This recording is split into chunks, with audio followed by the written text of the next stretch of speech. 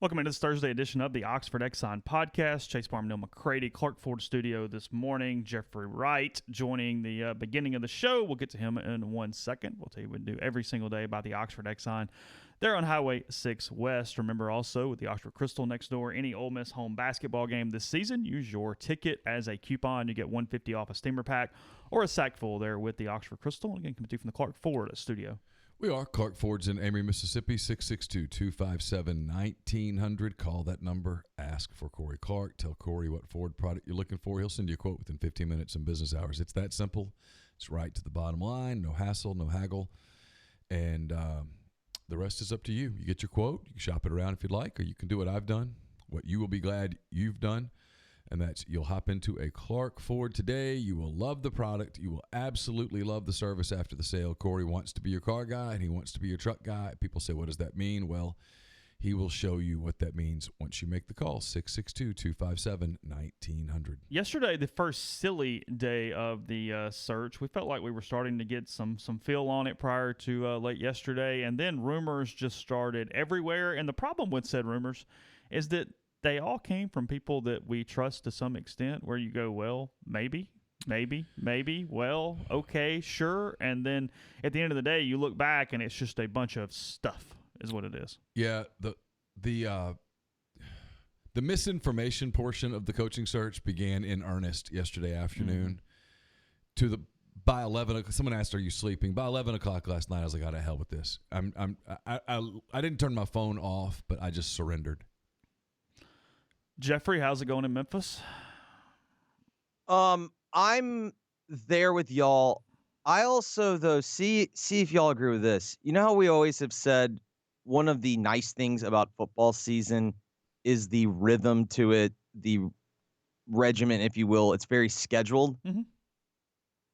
I do feel like we always forget. I think all of us collectively love coaching searches.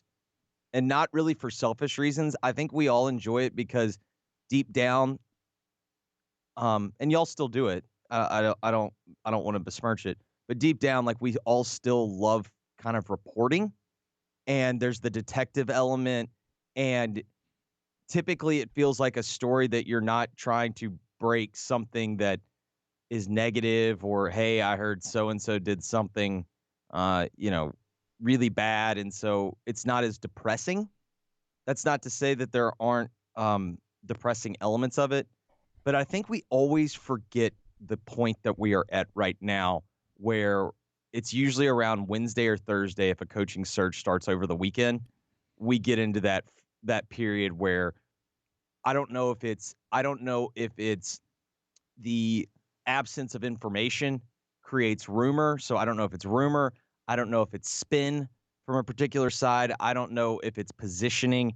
And then you just sit there and you just go, I hate every person that is living right now. It's also that to some extent the adrenaline wears off. When it first starts happening, you're like, you're just pumped up and pumped up and pumped up. But as much as you can, being a journalist or reporter, there is some adrenaline involved with it. And by Wednesday, as Neal said, you kind of get tired. It's like, okay, at some point, we're having the same conversations over and over and over and over again. Because, I mean, it's our job. And I think Neal apologized for calling me about 17 times yesterday at different points because we weren't actually talking about anything.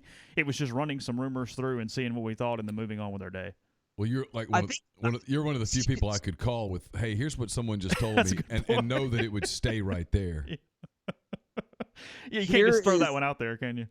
Because I got a call from someone that I have to talk to. It's a source that is ultimately a good source. It's a source that I've got to use throughout the process. I got to use to the bitter end. And yesterday he called and just flat lied to me, and I knew it was a lie, and I had to play along with the lie. And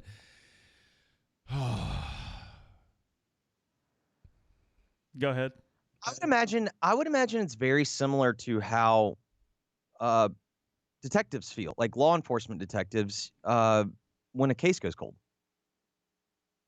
You know what I mean? Like, I got to imagine that is a frustrating period for a detective. It would be like the similarity to what you're talking about. It would be like if you were in charge of the tip line when something crazy's happened and you go, hey, call in with any information. And you go, hey, I've got to dig through these stupid things. And most of them are completely and utterly useless. Oh, yeah. But what if that one is right?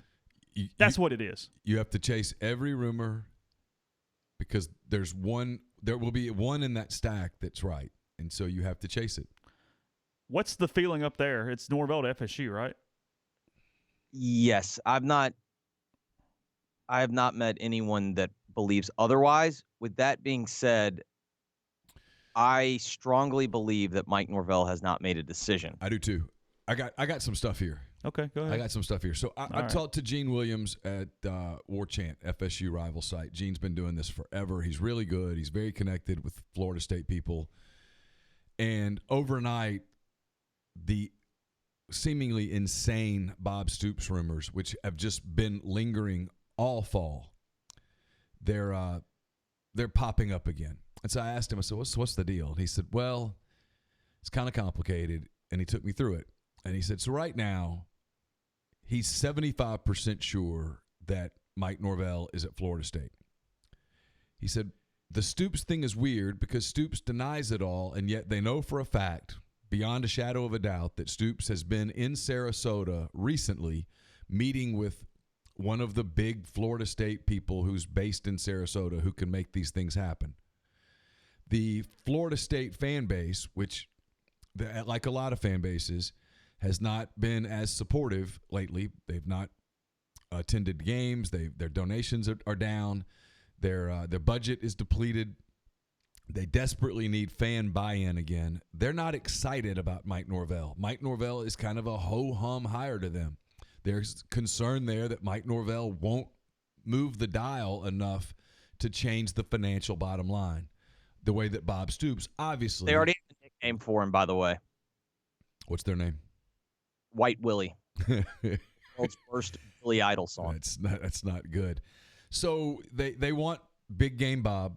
They want him bad. I don't know whether Stoops is going to get back into coaching or not. He said, I said, what do you put the odds on that? He goes, I don't know, 10%.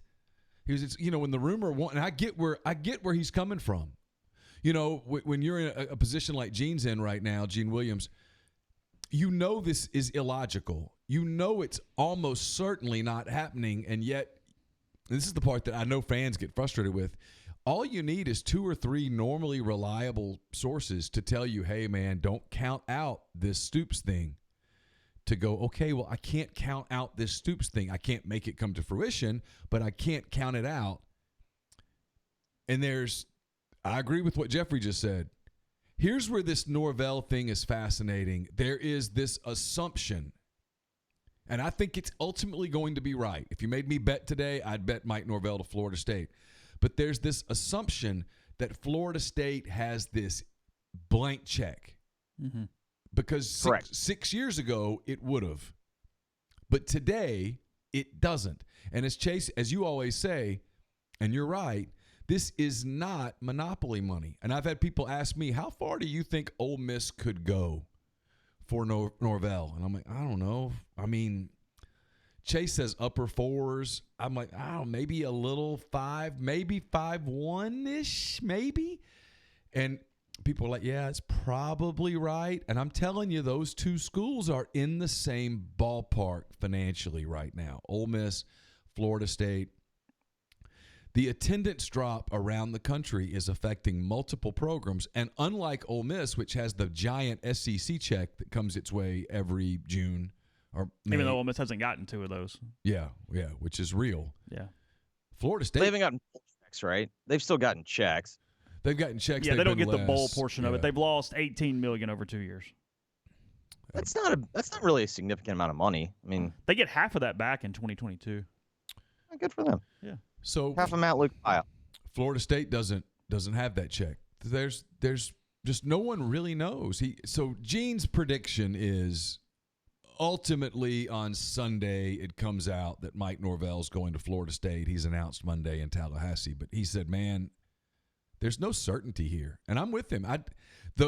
It's out there that it's a done deal. I completely disagree. And I don't think that's true. And I've heard it from people who I normally would trust, who are really good. I've had people tell me the number. I've had people tell me it's $5.5 million per year and it is done. And I don't think that's accurate. Florida State also has a team meeting scheduled today that most people around the program just think it's some sort of mandatory end of semester thing. We'll see, but that's the thought. Make sure you go to your final exams, take your test. Yeah. Let's not screw this up. Yeah, we think that's what it is. We've had APR problems. Let's try to not finish strong. Worse. Blah blah blah blah. So yesterday, I'll say this at this point, because everything he said there, I completely agree with. The only thing that I believe strongly is that Mike Norvell won't be Memphis's coach next year. But with that being said, to just kind of bookend everything Neal just said, I wouldn't just sit there and go 100%. There's no chance he's coming back.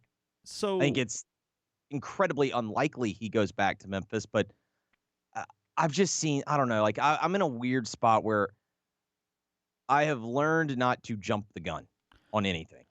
Neal wrote a good bit yesterday about how Norvell to Florida State is more palatable for Memphis people, that frankly it's more palatable to Norvell's legacy. That program's meant a lot to him in Memphis, and he essentially potentially gets to coach an Access Bowl there before he leaves.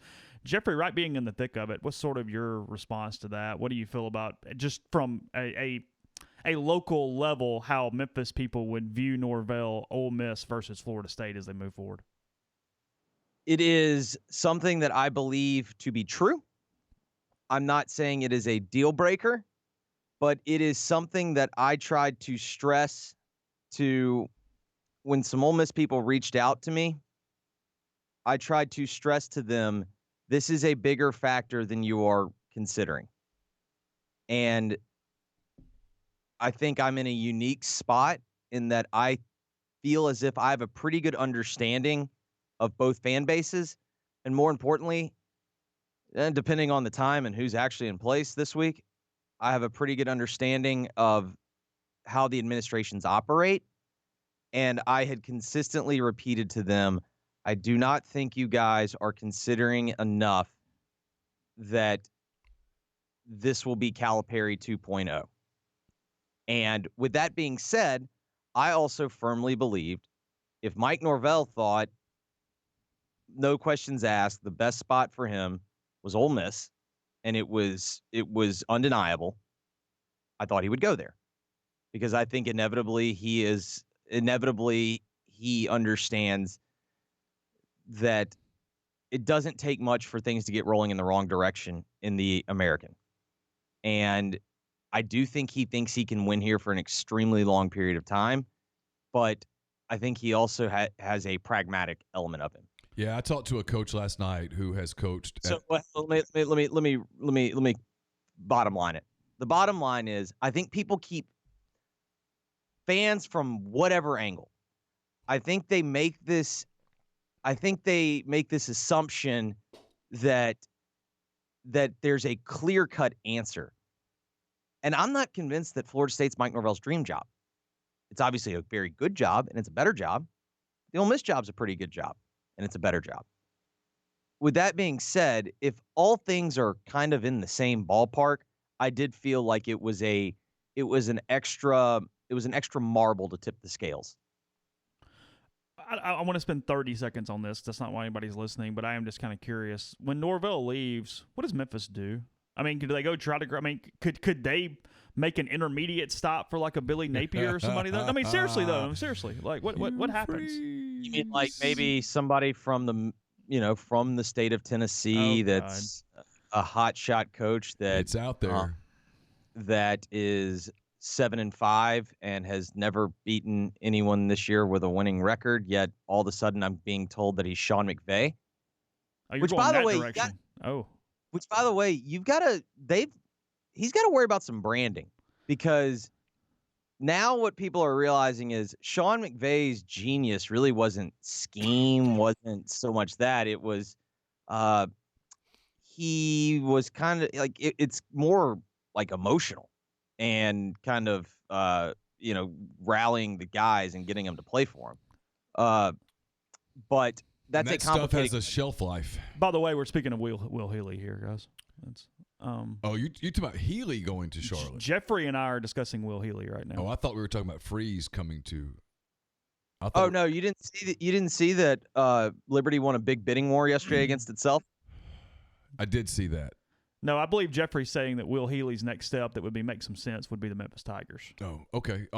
I'm sorry. I'm on the same page now. Okay, well, let's set this up because it's actually a topic I want to talk about a good bit today. Neil, where do we think we are right now from an Ole Miss standpoint with Will Healy? The buzz is unmistakable. Yep.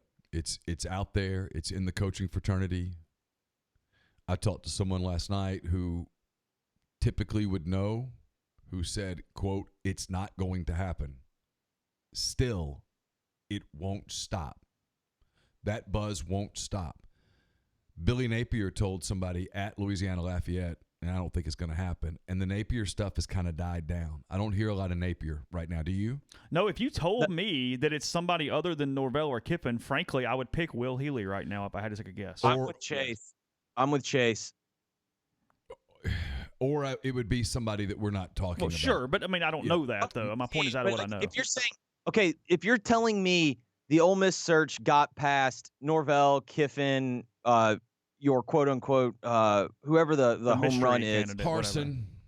I mean, I still think there's possible. Because, look, Keith's done a really good job of keeping this quiet. They've kept it super quiet. We're really having to pick up morsels that happen to fall to the ground and figure out what the dinner was, right? I mean, so who knows? But if you told me today that it's not Norvell, that Norvell goes to Florida State, that it's not Kiffin, that Ole Miss ultimately decides that it can't do that, and we'll get into the Kiffin stuff in a little bit because I know that Keith Carter has been bombarded with Lane Kiffin stuff. There's no other word for it. He has been inundated with it. It has been to the point where he has had no choice but to notice it. But if you told me that Keith Carter decided that that's a risk he can't take, I would agree. And so if you told me it's not them, the guy that has the most buzz right now is Will Healy, and it won't go away. I think it's a guy Keith will be comfortable with from a personality standpoint. I think they're looking for this young, energetic type face a little bit. However, it is a huge step. It is this obsession at Ole Miss that drives me insane. It drives me nuts. And this is the following. If for those of you who are Hugh Freeze fanatics, is not me ripping on Hugh Freeze's personal life. Period. Chill. I promise I'm not. But it's this belief that the way he did it, when he came in 2012, and all of us have said it was a phenomenal coaching job. There were some elements to it that we'll get. I don't even want to get into. I do not want to do a dissection of Hugh Freeze here. Are we all in agreement? Yeah, sure. Go ahead. But I do think you're onto something though here. But this is something I said on my show yesterday. They want to They want to go down that road again and say, hey, and they know. I don't mean they want to hire Hugh Freeze. That's never been mentioned. But I think they want to make the money that they made with you. I think they want to do this again with someone who's got this Hugh Freeze-like energy to him, who's got this social media kind of a thing and all of that. And so here's the following is a compliment to Hugh Freeze. Because I talked to someone in coaching about Healy yesterday. I talked to a lot of people about Healy. And the Hugh Freeze comparison came up a couple times. And this is what was said, and I thought it was – so those of you who think I'm about to rip Hugh Freeze, I'm actually about to compliment him.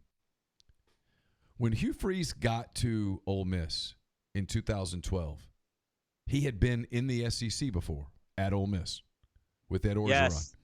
Hugh Freeze had been at Arkansas State for a year. A year, yeah. Maybe 2 years. Year. Coordinator and then a head coach. Yeah, well, yeah, right. Yeah, head coach. Yeah.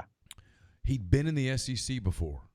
So when Hugh Freeze showed up in late November of 2012, yeah, he was gimmicky and all that stuff, but Hugh Freeze knew how to play the game. Hugh Freeze knew there was a game that had to be played, and he knew how to play it. I'm telling you, here's the concern on Will Healy. Will Healy is, everyone says, rock star, going to be a superstar. I get it. Will Healy won at Austin Peay, and no one wins at Austin Peay, and he did. Will Healy has taken over an infant program at Charlotte, and he's made it exciting, and the kids have played hard for him, and they've bought in, and he's made it fun, and he walked in the scuba suit for the, hey, we're going to the Bahamas, and the players went crazy and all that, and it's a cool story, and he's good on media, social media and all that stuff, but Will Healy has never played the game. And Will Healy has a staff that has never played the game. Will Healy wants his staff in the SEC. And Will Healy wants to bring that staff with him huge thing. I know Gabe reported, and I think Neal has written about it as well. That is alarming. So here's the thing at Ole Miss right now with the roster that is put together today. This is a roster that doesn't have much margin for error. This is obviously going to be a transition class. It was supposed to be a foundation class. It's going to be a transition class. The next class now becomes absolutely freaking vital. It is. I mean, you can't miss. And if you're bringing in a staff that doesn't know how to play the game, that doesn't know how to do this, the way that the signing stuff is now, the kids all make their decisions by July. You don't have time. By the time Will Healy and his staff, let's just hypothetically say they got the job, by the time they come in and learn how to play the game, it's going to be too late. Several points I want to make. First, let's start with a narrative I keep hearing from the Ole Miss side of it is, well, we just want to get the right hire. We don't really, it's more about getting the right hire. And in fairness, I said this the Sunday after the Vanderbilt loss last year with you guys. I think we did like an emergency pod. Yeah, that's right. Because I think we did one of those. That ship has sailed, ladies and gentlemen. That time has come and gone. You had a chance to make the quote unquote right hire, restart, and you had the chance to do that, and that was it was 28, the Vanderbilt game 2018. Yeah. You had a chance to do that, and that was after the 2017 season. And you chose to, you can spin it however you want. You chose to go with Matt Luke, whether it was to try to save the players that were on the team, whether it was you wanted somebody Mississippi made, whatever the logic was behind it, that was your decision. That time has come and gone. And what I would say, and I feel this very strongly because heads up, people, I'm about to do the same thing as Neal. I'm about to give Hugh Freeze credit. Where I think those that are in Ole Miss's administration make the mistake is that I believe they think the reason that Hugh Freeze, when he was at his peak, the reason why he resonated was because of Hugh Freeze's image. I think that is misguided. I do think people latched onto the image, but I also think that's because people will latch onto whatever they want. The real reason why Hugh Freeze was successful and the reason why Hugh Freeze was a great coach there's a specific point in time when he was a great coach at Ole Miss, because I have noticed really three common elements that Ole Miss wants out of its head coach. They want to be relevant in big-time recruiting. It doesn't mean that they have to have the number one class. It doesn't mean they want it. They want 5 stars. And I'm not saying that's wrong, because guess what? Statistics show the more of those you got, the better chance you got. So I don't think that's necessarily wrong. But they love to be relevant in big-time recruiting. Ed Orgeron proves the same. Same thing with Ed first couple of years. Before they just got to the point where they didn't win any games, same idea. Ed made him relevant on the recruiting trail, and that resonates with people. Number 2, they just want they want the occasional big win. And the truth is, for everyone loves to knock a fan base and whatnot. Ole Miss is pretty forgiving of bad losses as long as you mix in a big win. Like, they just are. Like, this is not a pointing at Freeze. Like, historically, Ole Miss has been forgiving of bad losses from a lot of coaches, as provided that they have big wins.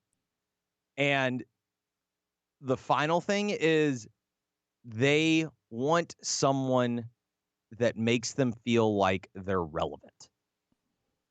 And if you really think that, if you are a decision maker and you think that this is your time to quote unquote do this hire right, find the right guy. Hugh Freeze. I'll disagree. Hugh Freeze also, when he gets important, when Hugh Freeze got here in 2012, the network was motivated. The network loved Hugh Freeze. Hold on a second. Right now, the network is kind of pissed off.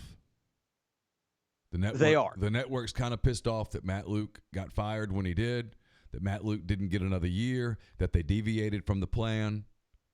They're a little pissed off about it. So you better hire somebody. And I just hear people cringing right now that are at Ole Miss. They're like, I can't believe you guys are talking about this, but we're a Keep It Real show, and I'm keeping it real. You better hire somebody that can pretty quickly motivate that network again. And I don't know that a 34-year-old guy from Charlotte with no SEC ties and a staff full of people with no SEC ties, I don't know that that's going to get it done. Not only that, Neil, he not only does he not have, Power 5 experience, he literally hasn't even been a GA. Like his entire career, he started, I think, at Air Force, then he went to Richmond. Then you teach Chattanooga, maybe. You teach Chat. Then he was got the Austin P job, and now he's at Charlotte. Yeah, and I'm not belittling the guy. I'm telling you, everybody that I talked to. Something that bothered me. So let me. Where did this narrative like? Whenever anyone talks to you about Healy, well, he had one of the #1 recruiting classes in FBS. Yet, one of the consistent things and knocks I got against Norvell is, well, you got to admit, recruiting in the AAC is way different than recruiting in the SEC. Well, okay. But how on earth can you use that logic and then tell me that Will Healy has proof of concept because he recruited in the OVC? Yeah, it doesn't relate at all. It's a totally different thing. It's a totally different thing to recruit the kid that's the 8th best player on his high school team, as opposed to walking into the living room of a A.J. Brown, of a McKinley Jackson. It's a totally different creature, where the next guy in the living room when you walk out is Nick Saban. Yeah, it's not even the same from a relationship standpoint. Let's go to this point, too. Not only did Ole Miss do themselves a disservice by hiring Matt Luke when they did a disservice to Matt Luke. Matt Luke was going to have a job where he was going to be able to cut his teeth. And everything. Listen, I could be proven dead wrong, and Will Healy is, and I am one that thinks that people really overcomplicate the football thing. However, I do hold that there are a few characteristics and experience lines that you need. He doesn't have one of the biggest ones, with that being, I think you have to have some experience recruiting in this league. You have to know what it's like. Agreed. And that's why the Hugh Freeze comparison to me doesn't match. Hugh was a recruiting coordinator in the SEC under Ed Orgeron. Hugh had also been, we joke about it, but Hugh had seen the recruiting game up close and personal with Michael Orr. Yes. Hugh knew what he was doing. Again, this is for the people who go, y'all can't stop talking about Hugh Freeze. We're complimenting Hugh Freeze. Hugh Freeze was ready for the Ole Miss job when he got it. He was ready for it. He made sense. Were there other most of his flaws in recruiting came after signing day? Yeah, he was really good at it. He was ready for it initially. He did bring too much of his own staff, but some of that, frankly, was Ole Miss had no money at the time. Yeah, and so. And let's keep it real, he's not well liked in coaching communities. And he didn't, but at that time he really didn't know a lot of people yet. He was still pretty new, and it was a combination of things. He did have Wesley McGriff on that staff, who is an excellent recruiter. He did have he had some people that were with him that were good recruiters. He went out and got Matt Luke, who's a good recruiter. He did some good things on that staff. I'm not convinced that Will Healy's ready to do that right out of the gate. And I'm not saying that Will Healy in 6 years is not a coaching superstar. Here's my thing. Ole Miss doesn't have a 6-year window. No, that's the thing. You can't – the riskiest hire – and listen, Keith, Carter, if you're listening to this, I'm not a fan. But I'm the son of a big one. I'm the brother of a big one. I'm the fiance of one that I wish wasn't as big as she is. At the end of the day, I don't care And this isn't the whole "I'm not a fan" speech and whatnot. Like, that's not it. This is the "I don't care." If given the choice, I would 100% rather Ole Miss be good than bad, because on a very personal and a very selfish level, my life would be easier because of just the same things that every person goes through with his family. You have to let someone else find out if Will Healy is a superstar, because I understand this fan base. And I understand it's not a blanket fan base. Please hear my words. You have reached the point in which enough people believe it. If you have the opportunity to hire Lane Kiffin, and whatever your reservations may be, I understand. By the way, there's no perfect candidate right now. There isn't one. If it was, I think the hire would be done. If you do not hire Lane Kiffin, and it is perceived that you had the ability to do so, this will be your last hire. I I I I believe that in my bones and in my soul. Will Healy will obviously accept an SEC coaching job because anyone would, and you're confident in your whatever. But I have a point here. You made a good Matt Luke comparison. Will Healy's next step should be an AAC job or a big time, some type of big time Group 5 job where, hey, show that, do that, and then all of a sudden you're in line for the big SEC job, the Big Ten job, and you're kind of the favorite at that point. You're Mike Norvell. You're whomever. That's his better path, because it also would allow him to slowly upgrade his staff. No longer that Charlotte staff. I mean, the Memphis staff would be better than the Charlotte staff. The Boise State staff would be better than the Charlotte staff. Whomever. I don't care which school it is. Make up your own mind. But Will Healy's next step should be a middle step. And if you jump and you fail, you get put in a weird spot that Matt Luke's in right now. And Matt Luke obviously has been a career assistant that had a whole lot more SEC experience than Will Healy. No, I mean, I don't. I think if Matt wants to coach again next year, which I don't know if he does or doesn't. If I were Matt, I would say take your family and y'all have a year to yourselves. Work on that golf game. I think he's going to take a couple of months, reconnect with his family, see what's out there, what shakes out, and then go from there. Maybe I don't know. Work on. Take some me time, if you will. His next step's got to be probably an offensive line coach. Yeah. I mean, probably. I mean, I guess in theory, some Group 5s. I mean, who knows? But we'll see. Yeah, I think he could take a Group of 5 job and do okay. I don't know. We'll see what happens. I don't know. I think I'm sure the shock is still somewhat there, and he's got 2 boys. Reconnect with your family a little bit and see what happens. But I'm still where I was yesterday on this. Saturday when the AAC game is over. When Mike Norvell gets through celebrating, if I'm Ole Miss, I'm sitting down with Mike Norvell. I'm getting my one shot, and if he says no, okay, and then I'm going straight to Lane Kiffin because his agent's going to be right there. And it will take me exactly an eye blink to go from talking to Mike Norvell's agent to talking to Lane Kiffin's agent. Yeah, no, and I would literally say I would make the best pitch that I can. Yep. And listen, I think that's the other thing that gets lost in this. If you have identified that Norvell's your number one guy, by all means, if you want to put the best possible effort and you don't want to have any regrets, by all means, you are entitled to do that. What I am telling you is you have been granted a really nice opportunity. You have been granted the opportunity that, whether, this is perception. So for anyone that wants to misinterpret this, but this is the reality of it.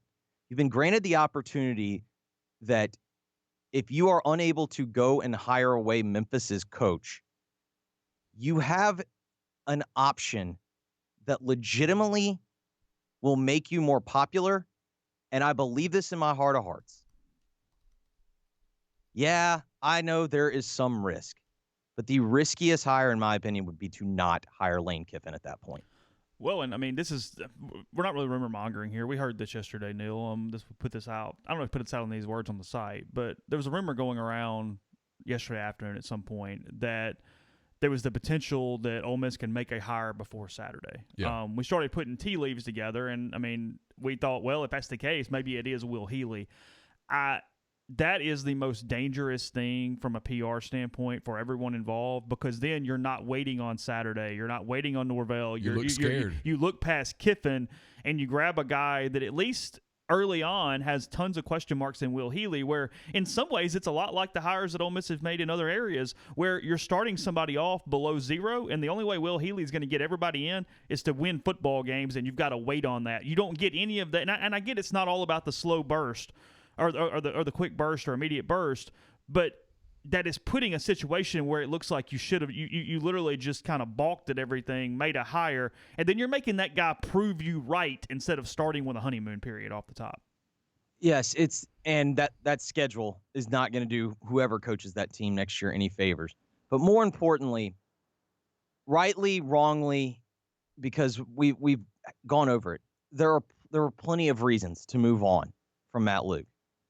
But in the end, you're going to have some important people that are going to say, we really fired Matt Luke for Charlotte's head coach. Why did we do this? Why do we have to do this now? Why did we have to do this now? And by the way, I think that's a valid question. Oh, and I think there is a certain prerequisite to this job that you're in the SEC West. You have to recruit top-of-the-line talent. You cannot succeed in this league recruiting in the 20s and the 30s. At the end of the day, a huge chunk of this job is, hey, who out there is going to help me sign the most Laramie Tunzels, Robert Kimdichis, and Shea Pattersons, and Greg Littles of the world? What cat's going to do that? And then let's do that. Neil, what did you tell me one of the biggest position groups for the 2020 signing class is? It's next year. It's wide receivers. State. Yeah, the 21 class is loaded. Yes, the 21 class. Loaded with elite wide receivers. Harmon, Burkhalter, Wright, tons of them. Okay. Shea Patterson was the top 5 national recruit. It counts. Listen, this is coming off as like I think Will Healy's a joke of a football coach. I don't. I'm trying to deal in the reality, and I'm trying to deal in the moment that you're in. Do you feel as if a 2021 wide receiver that probably has the ability to go just about anywhere to play football that he wants, do you feel he's going to be more giddy about Lane Kiffin coming into his living room or Will Healy? I mean, it's an obvious answer. Okay. And that's the problem. Apparently this is so obvious, but there appears to be a mental block. I understand some of the thought processes that occur with Kiffin, but in fairness, I made this entire argument 13 months ago that you were already here.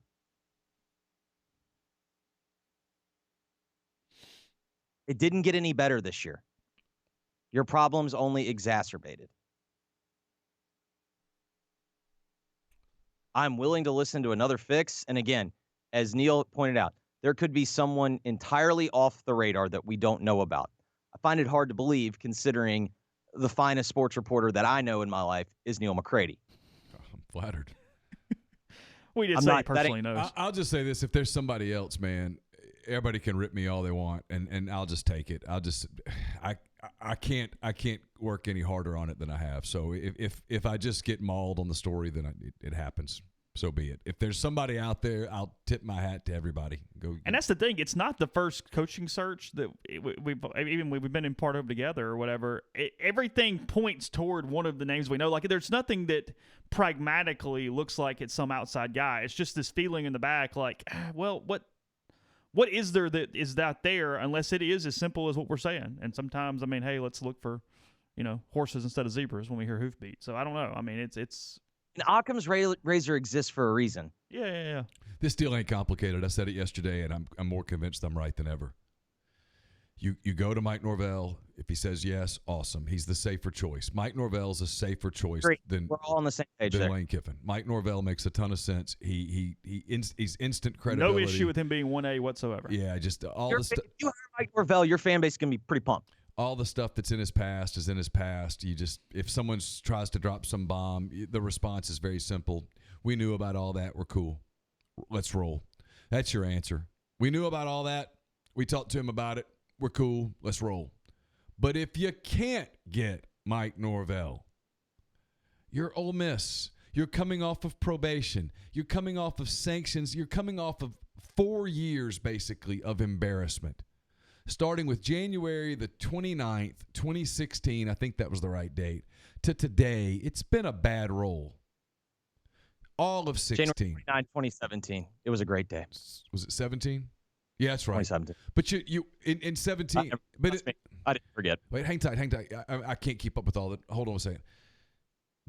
After the Sugar Bowl, that next season was 5-7. Then you got the probation hit, the second NOA. You had the interim coach. You had the embarrassment with Freeze in his personal life. You had the 6-6 season where the AD at the time, Ross Bjork, said, hey, we're going to have a national search, and then you hire the offensive line coach off Hugh Freeze's staff. Then you go 5-7, keeping the coordinators and having the debate about who the coordinators were going to be. Then you have 4-8. You have the chancellor search thing that was a disaster. All you've had is bad news. Hell, why not roll the dice now? It can't. It can't get worse. It's 6 feet under. Let's say that it's a quote disaster. I keep asking, what does that mean? But let's say you go from 4-8 to 3-9 to another 3-9. I would submit, what's the difference between 4-8 and 3-9? Well, you would have actually made a little bit of money at one point in there. Yeah, because here's what Lane Kiffin does. And Mike Norvell does too. Lane Kiffin, whoever Lane Kiffin goes to on Saturday night, Sunday morning, Sunday afternoon, whenever it happens, let's assume that he gets another job, whether it's Arkansas or it's Ole Miss or whatever. That's the lead story. That's a bigger story than Mike Norvell to Florida State or Mike Norvell to Ole Miss.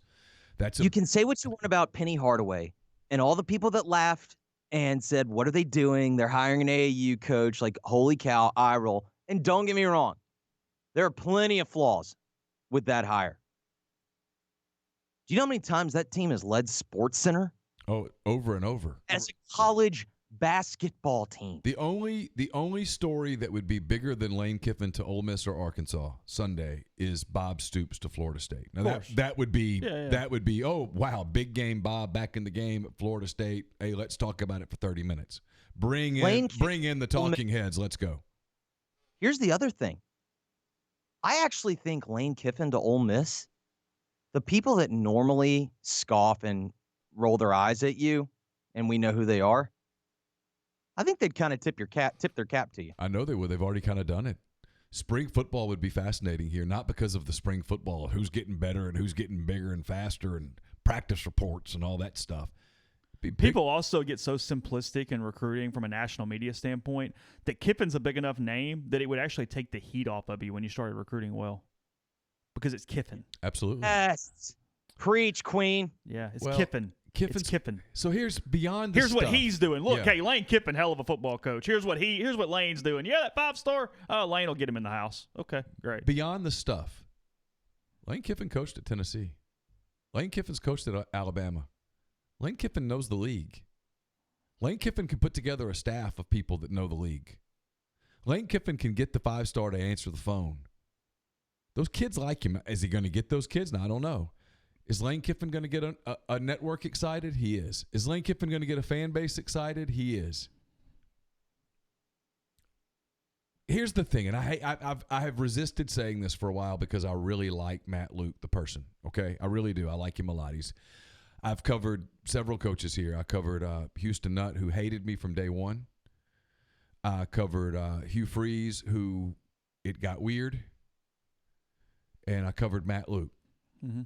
Matt Luke, from day one all the way to the final day, was nothing but fair to me. Nothing. He was never petty. He was always fair. Treated me with respect. I wish him nothing but the very best. I hope that he lands on his feet and does really, really well. I've heard people criticize Ashley for getting so defensive or whatnot. You know what? That's just her loving her husband, and I'm cool with it. All that being said, Ole Miss. Ole Miss got boring. Ole Miss football's been boring for a while, if you're honest. And the fan base, the attendance has sort of borne that out. Lane Kiffin takes boring and throws that out the window. So does Mike Norvell, by the way. But Lane Kiffin throws boring out the window. The buy-in on Lane Kiffin is instantaneous. I said it yesterday, and people think I was being hyperbolic. I honestly believe that Ole Miss would have to very quickly hire some temporary phone answerers. I agree. Memphis had to do it. Jeffrey, I'm assuming you got 4 hours of radio left in your day? Yeah, starting in about 12 minutes. Have a good day. See y'all. All right. Yeah, look, I mean, by the way, I skipped another one, so we'll figure it out later. Okay. Chase is talking about ad breaks. We're going to tape ad breaks later, and Yeah. we'll insert them into the actual podcast. Yeah, that's what I'm talking about. Here's the deal. I noticed, I told you this yesterday. I watched it. Somebody put it on the site. Lane's been doing something this week because he looked tired yesterday. He looked exhausted. He looked bored. He looked tired. He did not want to be in the room he was in, and he was not his typical self in a press conference yesterday after practice or whatever the heck it was. It just struck me like, wow, like it's a big week for him. Yeah, something's on his deal here. Well, he interviewed with Arkansas. We know that. That's been reported. If you told me that he has interviewed with Ole Miss, I would not. I'm not reporting that he's interviewed with Ole Miss because I don't know. But if you told me that he's had conversations with Ole Miss, I'd believe it. He's not in the position of strength that Mike Norvell is in. Mike Norvell is making a lot of money at Memphis, is coaching in the AAC game, and Mike Norvell has unquestionably told everyone associated with it. Yeah, we can take this off, right? Yep. He's told everyone associated with it that, hey, I'm not doing anything until the game Saturday is over. Yeah, Kiffin forgot his record at one point yesterday. He had to. He asked what their record was. Yeah, and his point was they were asking him about was this season a success, and I actually really liked his answer, as tired as it was. Yeah, it was, I guess it's okay, but I mean, we won our division. We went 9-3. Okay, yeah, sure, doesn't suck. If we win 10 games and win a championship with a chance to win 11, that's what good. we want to do. Yeah, but he was tired. He was worn out. Been doing all the things that you do to get ready for a football game and interviewing for jobs, and I'm sure stressing a little about, hey, this is my opportunity. I want one of these gigs. He wants the Ole Miss gig, but he's not going to lose the Arkansas gig to get the Ole Miss gig. No, he will take the Arkansas gig if it's offered. That's my point. He's got all kind of stuff going on in Fayetteville. They've got boosters. They got ADs. They got an AD that is cool, but on a little bit of a rocky footing a little bit with Hunter Yurchek. Frankly, Lane's got some history with him. When he was at Houston, he interviewed. Major White got the job instead. I mean, there's a lot going on between Lane and Fayetteville, positively and negatively right now. And then you got all this stuff too, and it's a mess for him a little bit. I'd be tired too if I were him. Man, I mean, the one thing that gets me a little bit is, oh boy, he's just such a personality risk. What football coach isn't? I've never hung out with a group of football coaches and thought, man, I tell you what, this is like a Sunday school class. Never in my life. I don't necessarily think it goes that way as much as they kind of want boring sometimes. Hey, just don't say anything. It's like, well, that's putting everybody to sleep. Hey, let's be safe here. Monday needs to be meatloaf night. It really does. We need to serve it at 6 o'clock. Not 6:02, not 5:57, and God forbid 7:30 after a couple of toddies. 6:00 meatloaf. And do not put too much pepper in it. We'll have mashed potatoes, we'll have green beans, and we'll have tea. We're going to bed at 9. Are those people safe? Yeah, they are. Are those people typically okay? Yep. Are those the people that rise to the very tops of their professions? Nope. They're just not. They're fine. If you're Ole Miss, why not roll the dice, man? You can't do this boring thing right now. You're going to raise all the money that you raised, and I know Keith disputes this, whatever, semantics, however, somebody paid off Matt Luke, or you're going to have to pay off Matt Luke. Let's just say that no money was raised. There, we're all on the same page for a moment. No money was raised. You're going to have to pay it. You're going to pay all this money so that you can go boring? Are you going to go all this trouble of pissing off all the people they have pissed off to go boring? Why? If you were going to go boring, don't blow up your recruiting class. Give Matt Luke another year.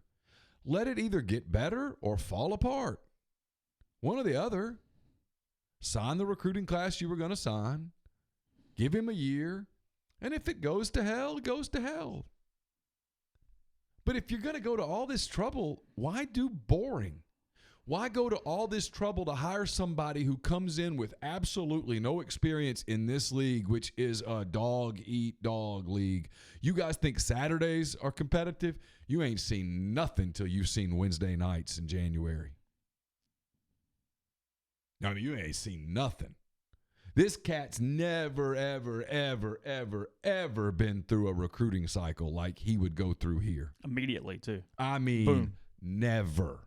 Next week, logo's on the chest, and here we go. This is not walking into a home in Gastonia and walking into some kid who was the second best wide receiver on the Class 3A team, and mom and dad are so excited that the Charlotte coach is coming to town because he just might get his first college offer. And when he gets it, and I'm not picking on these kids because, quite frankly, these are the kids that are the most it's rewarding. But that kid from Gastonia gets that offer, and mama starts crying, and daddy's over there, onions, and he commits on the site, and he says, Coach, you'll never regret this moment. I'll work my butt off, I promise. And they hug, and there's some sort of little social media thing, and it's this emotional night in Gastonia, and that kid shows up, and he busts his ass. And that's great. That's what college athletics is about. But that ain't the way it works when you walk into Joey 5-star. No. Joey Fives. No. He's been down this road. He's had his ass kissed at every camp. And when he says, so I don't need you, you need me. You need me. And I don't know how to say this. I'm not going to do it. I'm going to leave the room, and I'm going to let Uncle Jimmy over here fill you in. Where Uncle Jimmy says, so we were talking to LSU, and they said, what say you? That's a different deal now. Because now you're talking to the kid that says, so here's my deal. In 3 years, I'm going to the NFL.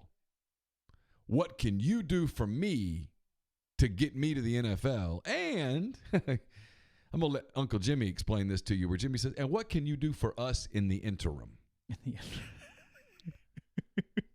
Because the kid in Gastonia doesn't say that. Oh, no. It's, we're going to go to college for free.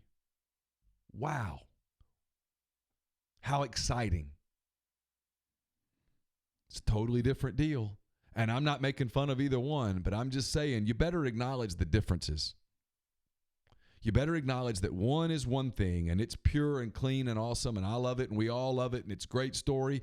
And when you read that story, when that kid from Gastonia ends up being an NFL prospect 4 years later, we all read that story, and we watch the interview with mom on ESPN, and we say, oh, how cool.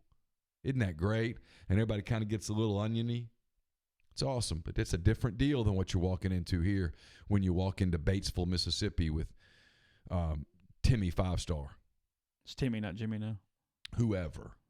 You know what I'm talking Joey about. It was Joey a minute ago. Now it's Timmy. Whoever. Tommy, it's 100%. Timmy, And look. Maurice, I don't care. Come up with a name and make him high 4-star, low 5-star, and you're walking in recruiting that kid, and you're walking in after Ed Orgeron walked in with his big fancy ring, and you know who's coming on next? The new Aflac spokesman, Nick Saban, with all of his rings. And Nick Saban says, I can get you to the league in 3 years. Let me give you the list of people that I've taken to the league in 3 years. Would you like, how long you got? Yeah. At your position. Yeah. And now, hey, the knock on LSU has always been you can't get a quarterback. Now they walk into 5-star quarterback. Heisman Trophy hanging out. I'd like to talk to you about Joey Burrow. You got to get somebody who can absolutely compete with Joe Burrow didn't even start at his former school. Wasn't even the quarterback. Look what we did to him. He won the Heisman Trophy. First pick in the draft. He's got a Heisman. You know how exciting Wednesday nights are for Joe Burrow in Baton Rouge? You can be that. You can't, in my opinion, right now, given the state of things, you can't bring in somebody who says, well, let me tell you what we do. One heartbeat. Here's a wristband. We're building. I just don't think that works, man. I think you've got to bring in somebody, whether it's Mike Norvell or Lane Kiffin, and quite frankly, I think the list needs to stop there. That says, I ran one. There was one on the board. 2 polls yesterday. Let me find them real quick. Got time. One of them was, are you fine or excited for Lane Kiffin? I have a point here beyond just Lane Kiffin. Okay, sure. Are you fine or excited by Lane Kiffin? It was on our message board. Obviously, Ole Miss fans responding to this. A lot of activity on the message board right now. Are you fine or excited, meaning basically would you approve of the hire? Are you cool with it? Yeah, are you cool with it? 99.1% said yes. 99.1. As Neal said, that's impossible with anything. He can use the example he would like. Maybe not the one he gave me yesterday, but either way, I mean, seriously, the sky color is not 99.1% people agreeing. You could take 100 25-year-old horny guys and put a Victoria's Secret model in front of them and say, is she hot? And at least one would go, nah. Well, we can prove this. We've had those Kate Upton conversations over the course of a decade here. That's a great point. We've had this has been a podcast topic over the last decade. Take 100 guys for our long timers. Put Kate Upton in her Sports Illustrated swimsuit prime in front of you and say hot or not. Somebody saying there's a few that go, she's kind of big, and then I go like, what? And here we go. Yeah, she's just not that. Doesn't do it for me. So you get this on one side. That was yesterday on the message board. A poll might be still up. I don't know. Who cares? Not the point. Let me find it. Oh, down here. Okay. All right. Ran a poll yesterday. My internet is being... No, it's not the internet. I'm being stupid. For curiosity purposes, which would you rather have as Ole Miss head coach? Mike Norvell, Lane Kiffin, Billy Napier, other. Okay. The field, essentially. Yeah. Lane Kiffin, 43%. Okay. Mike Norvell, 42%. Okay. Billy Napier, 8%. Other, 8%. Okay. So a landslide with 2 candidates. You'd have a runoff. We're in a political. Yeah. We're in a political deal. We got to figure out what that other 16% is doing. Yeah. We got to figure out that other 16%. Yeah, you see that a lot in local elections. It's where Billy Napier's looking up, going, "What did I? Why did I even do this? Yeah. Hey, hun, what was that? Why did we print those signs?" So, point being, Keith's in a weird spot here. Because anything but Mike Norvell, a mystery candidate that we're not aware of, or Lane Kiffin, and got to sell it. It's going to be it's going to require a sale. It's not some immediate boom. It's going to be an awkward press conference when someone like me says, "Did you have the opportunity to hire Lane Kiffin, and if so, why did you not do it? What was it about Lane Kiffin that you decided?" With Will Healy sitting right there, and I asked that question. But hey, Will, by the way, I'll be covering you soon. So, see the guy over there? He's going to tell you that I'm out to get you, and I hate Ole Miss. And here's Exhibit A. It's a problem. By the way, Will, 40,000 people plus listen to my podcast every day, and he doesn't have that. Okay. Just, you all right over there? I'm good. Okay. Oh, I will. I'll ask it. It has to be asked. Yeah.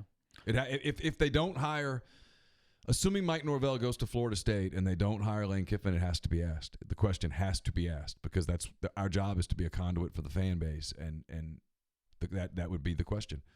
And quite frankly, it would demand an answer, and a stock, we're not here to talk about that answer, would not be sufficient. Yeah, we will take a quick break here at this point of the show. I'll tell you that with flu season here, it's time to get a flu shot with Tyson Drugs and G&M Pharmacy. Flu vaccines available with $0 copay on most insurance plans. And when it's time to wait for the overworked pharmacist at the chain drugstore, so stop by the locally owned pharmacy Well, they have someone waiting to take care of you as quickly and painlessly as possible. That's Tyson Drugs on the Square in Holly Springs or G&M Pharmacy located off South Lamar in Oxford. I'm suddenly really worried that I did not send an email last night that I was supposed to. Really? Oh, yeah. Surely I did. I need to go look. Anyway, it's been a day. You know what I mean? Already. Yeah, what time is it? 9:03. It's been a day already. The 2019 Men's Hoops SEC Mini Plans on sale now for just $175. Receive a ticket to all 9 SEC home games this season in the Pavilion.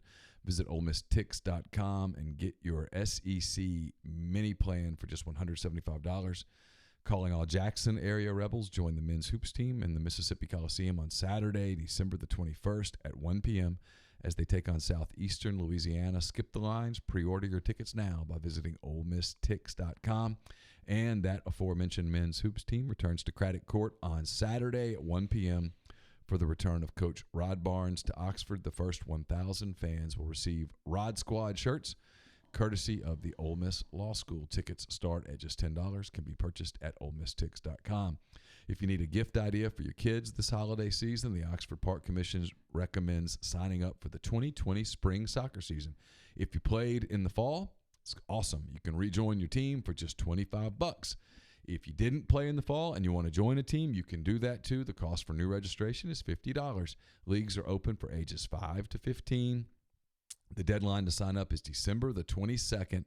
For more information, visit OxfordParkCommission.com.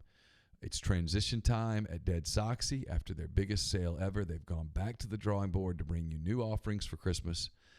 Enjoy 30% off all your orders with promo code Rebel Grove. Make sure to get the stocking stuffer he or she will love. 30% off all items, including deeply discounted sale items. And it's officially December now, Christmas sneaking up on us, and our friends at Blue Delta Jeans, they've got you covered. For a limited time, Blue Delta Jeans is offering gift cards for their bespoke raw denim jeans for $100 off. It's a great way to treat your friends and family with a great Mississippi-made product for the holidays. Drop by the Oxford studio to purchase or get in touch with Blue Delta on their social media or at info@bluedeltajeans.com to have a gift card mailed to you. As always, Blue Delta's on the road this week. San Diego, San Jose, Asheville, Nashville, and Dallas. So give Blue Delta Jeans a call if you're in one of those markets. Get fitted for your own custom jeans. Picks will be up this morning. Probably by the time you hear this, they'll be up. They're sponsored by Southern Craft Stove and Tap, located off Highway 7 and Sisk Avenue. Southern Craft Stove and Tap places an emphasis on food and atmosphere, mixing the quality of fine dining with the come-as-you-are environment. Featuring 30 craft beers and offering a high-quality selection of cuisine and libations, Southern Craft Stove and Tap has you covered for any occasions. Join them for lunch, dinner, Sunday brunch, or have your favorites catered out. Catering orders placed online currently receive $25 off any order totaling $100 or more, so avoid the chaos of parking on the square. Head over and experience carefully crafted dishes with your favorite Southern ingredients. Southern Craft Stove and Tap, Highway 7 and Sisk Avenue in Oxford. Podcast is brought to you by Community Mortgage, Oxford, Memphis, Soto County, and Chattanooga. Underwriting and processing is done in Memphis. You're getting local underwriting and understands your market. A leader in condo financing, the float down option, and with rates as low as in about 2 years. Good time to talk to Jason. That's 662-234-2704 or JLOWE@communitymtg.com. Neal mentioned Neal's picks that will be up here soon. And as he said yesterday, everybody kind of rolling along a little bit. Three-way tie for first place after this many games. How about that?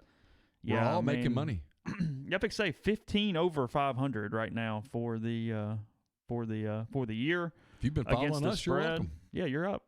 You're up. If you bet $100 on every game, you'd be up about $900 for the year right now, even counting the juice. Yeah, it's not bad. Yeah, up about $1,000 if you just did 100 on every game we did against the spread. Buy some of the Christmas presents. It would not too bad.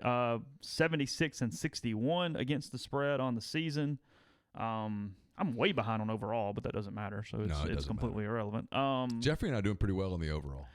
I don't even really put any effort into the overall. Like it's not even something that necessarily computes. Like that's not something that's whatever. No one's holding it against you. Oh yeah, no, it's all good. Zach 3 games back at 73-64 in a 4-man race, 9 over 500 at this point in the season in 4th place is strong. I know. There's a lot of betting websites that couldn't pull that off. I know. I'm impressed. And we all watch, like, other than Jeffrey, like a 10th of a football compared to all those human beings. Yeah. I mean, just nah. I mean, I try, but.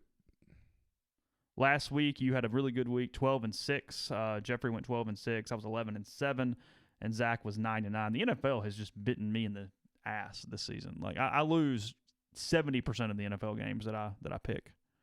Might be why we keep picking NFL games, but nonetheless, that's where the margin is at the moment. So there's that. The games start, by the way, tomorrow. Utah and Oregon play the Pac-12 championship game, which could matter. Or Utah still very much in the mix here, depending on what happens elsewhere. Oh, so if you're Utah, you got to play it like it matters. You got to win it, and you got to pull for some other folks. Yeah. If you're Utah, it's a simple weekend. You win, LSU wins, and then you're like LSU and Baylor, baby. Yeah, you're all about some Joe Burrow on Saturday. You're getting the popcorn out. Yes, sir. You pulling for the Heisman winner. You are Joe Burrow. You are Joe Burrow fans. Did you figure out who you're going to pick third in the Heisman? I think so. Think so? I think so. A quarterback. Yes. Okay. Did you think about being weird and putting Chase Young at number 1?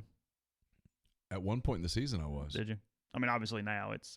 And then my boy just. Now it won't be unanimous. There will be baseball writer, college football people out there that will make this complicated. But yeah, he's looking at a huge win, though. Yeah, just a numerically huge and he deserves win. it. Had one big game after another. He got it done. He won it in Tuscaloosa on the road against the Dynasty. Credit to him. What kind of shot you give Georgia Saturday? Decent. Do you? Sure.